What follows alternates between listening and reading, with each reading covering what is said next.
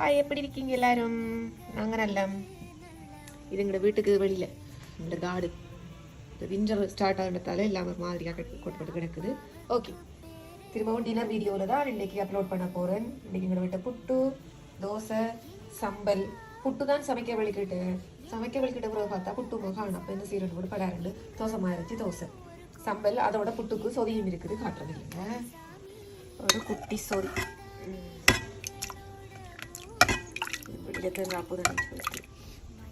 மரவள்ளிக்கிழங்கு தக்காளி பழம் போட்டு சொல்லி இதுதான் இன்றைக்கு எங்கட விட்டு டின்னர்.